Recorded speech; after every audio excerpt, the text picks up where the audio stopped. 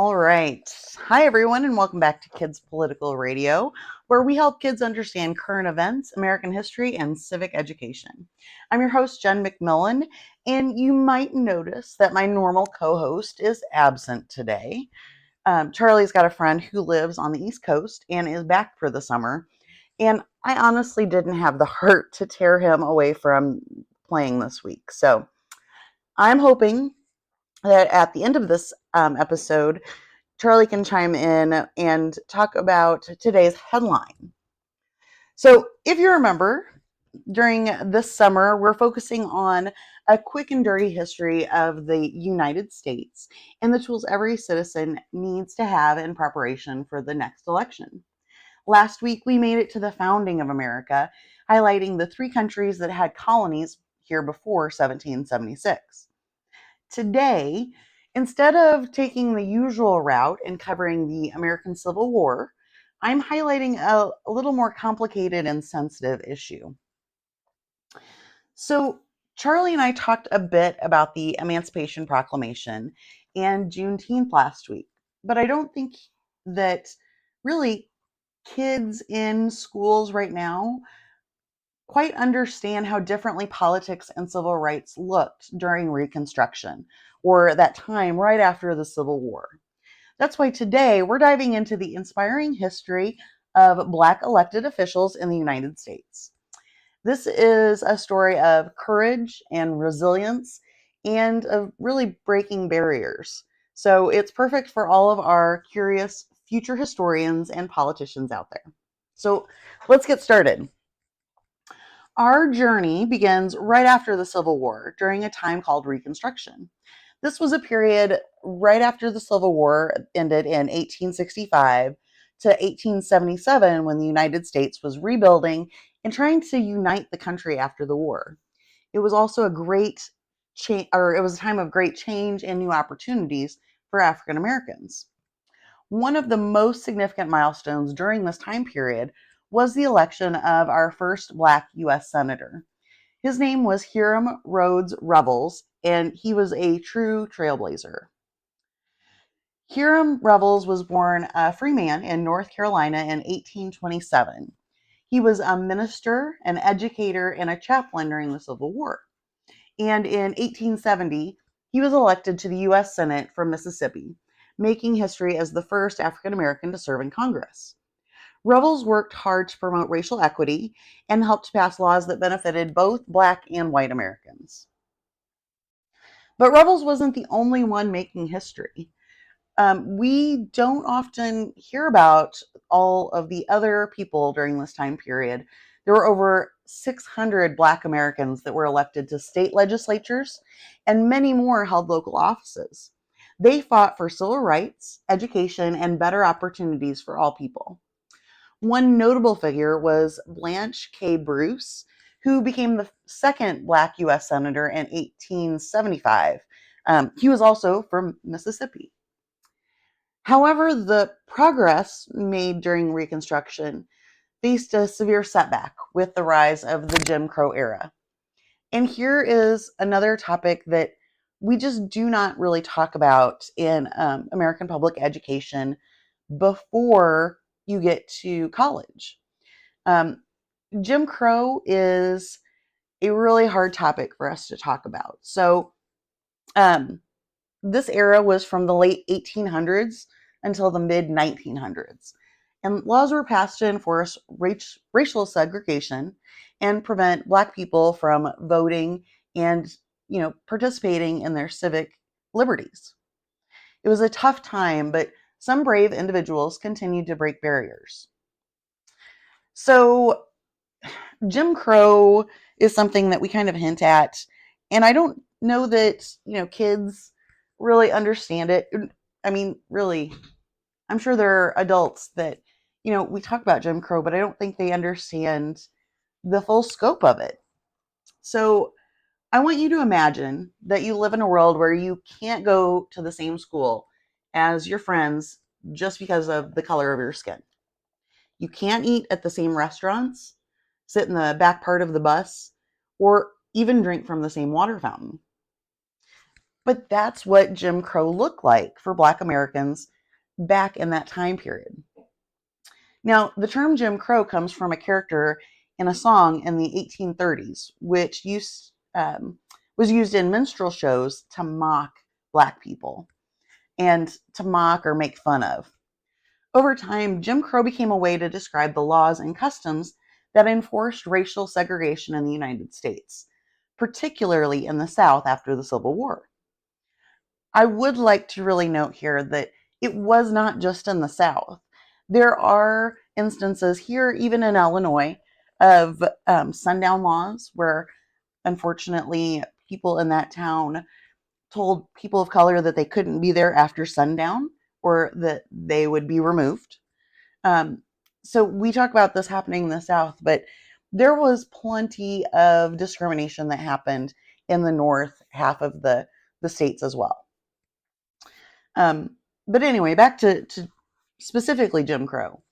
After slavery ended in 1865, this Reconstruction period took place. And there was a huge movement to get our African Americans educated, get them involved into society and politics. But by the late 1800s, things had started to change. You'll know that around 1877, I believe, is when Reconstruction kind of fell to the wayside. So between those time periods, between 1865 and 1877, there were all of these great movements forward. And then once the federal government took a step back from enforcing the laws of Reconstruction, these new laws of Jim Crow took effect in the South. So we all kind of know, like, back in that era, kids were segregated when they had to go to school. But it wasn't just that. It was transportation. People of color had to sit on the back of buses and trains and oftentimes had to give their spots up to white customers, regardless of the situation.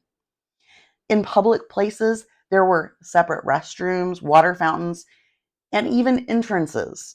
That was something that I heard on a different news article the other day, was that buildings in this time period in the American South had to be built specifically to have a quote unquote colored entrance. The facilities for Black people were just traditionally much worse. So segregation was just inevitably unequal. Jim Crow definitely affected voting rights during this time period. Those gains that we had made, just like Senator Revel had been elected, we started to see that go away.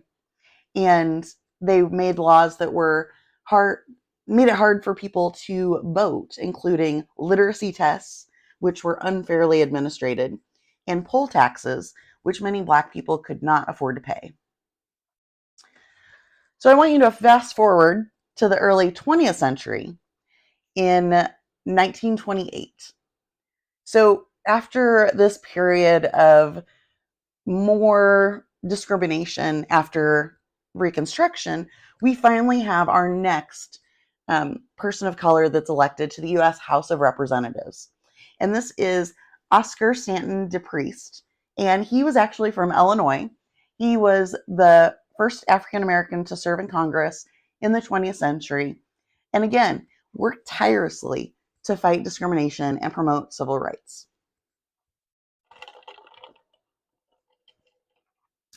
Another key figure in this time period was Adam Clayton Powell Jr., who was elected to Congress in 1945. He represented Harlem, New York, and was a powerful advocate for civil rights and social justice. He played a significant role in passing laws that improved education and healthcare for all Americans. So the struggle for equality continued through the civil rights movement of the 1950s and the 1960s. This period saw landmark legislation like the Civil Rights Act of 1964 and the Voting Rights Act of 1965, which helped end segregation and protect the voting rights of African Americans. With these changes, more Black Americans began to win elections again and serve in public office. One of the most famous is a favorite of mine is Shirley Chisholm, who in 1968 became the first Black woman elected to Congress. She was a fierce advocate for women's rights and racial equality, and she even ran for president in 1972. So today we continue to see the impact of these trailblazing elected officials. From local city councils to the highest levels of government, our Black elected officials are making a difference and shaping the future of our country. Leaders like Barack Obama, who became the first Black president in 2008, show how far we've come and inspire us to keep moving forward. So, why does this matter? And we're kind of getting back to the headlines portion of this. So, usually we start with headlines and something that I think that is important for families to know. Well, today's piece of headline comes from PBS, and I wanted to give some of that background of Jim Crow and Reconstruction before we jumped into this one. All right. So, welcome, Charlie. Hello. Charlie came back home for some lunch, and I talked him into recording with me for a little bit. He was here to listen to the episode, but I'm not sure how much of it he caught.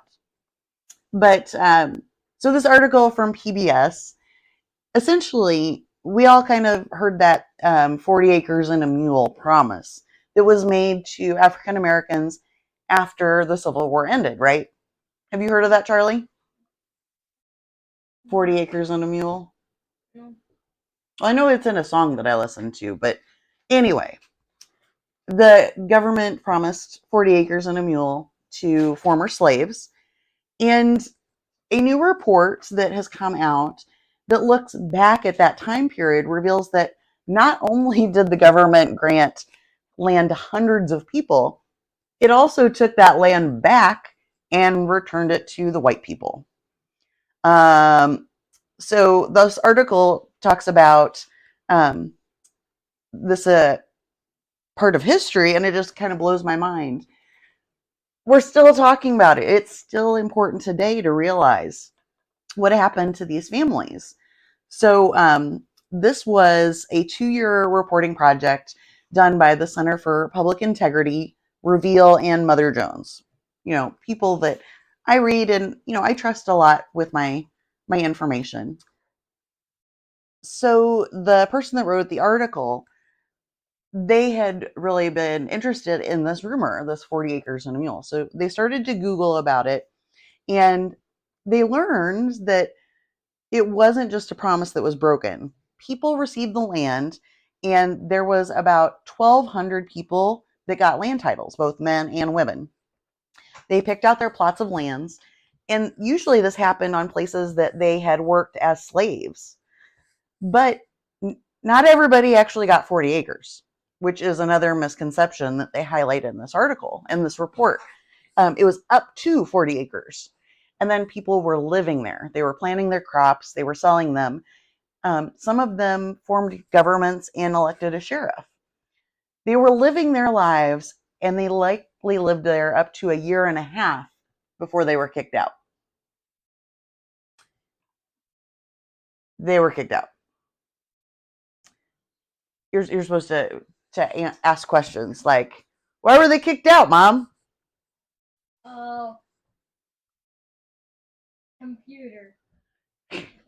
Computer. Perfect. Okay, so what happened right after the Civil War that they didn't expect to happen?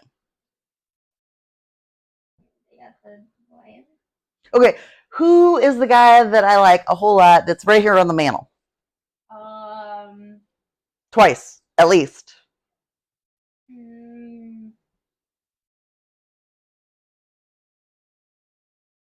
To Mr. Lincoln? No.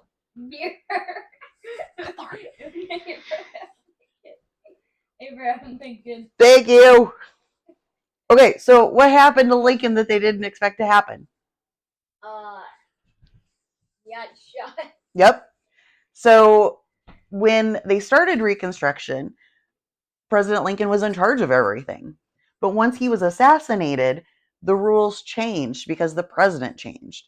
Andrew Johnson took over since he was the vice president. And, history will show you that he was not very kind to people of color. So after that year and a half of all these people living on this land, he sided with all of the white planters who wanted their land back. And he vetoed every effort to make those land titles permanent. So some of those families that were living on those lands revolted. Some of them had to sign work contracts to work for their former owners, and some of them just left. So then you have a lot of people that are moving north during this time period, working in factories. You'll see a lot of people moving up into Kentucky, Tennessee, Ohio areas just to find new places to live. So that's our headline. Charlie, what questions do you have?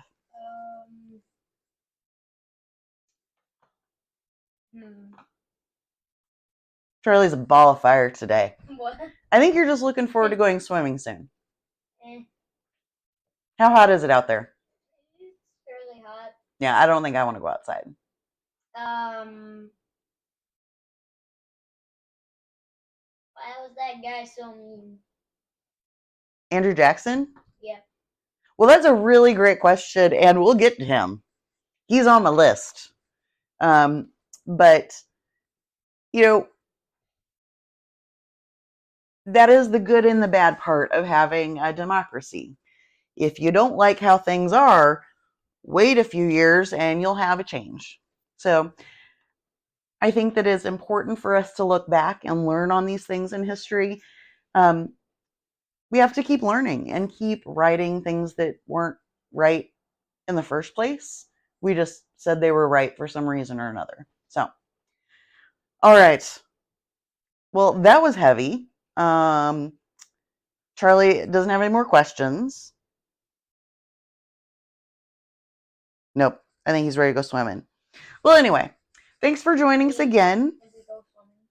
If we go swimming. Okay. Well, anyway, thank you for joining us on this journey through history again. Remember, politics isn't a dirty word. It's just how people make decisions together in a community. Stay curious, keep learning, and until next time, this is Jen and Charlie with Kids Political Radio.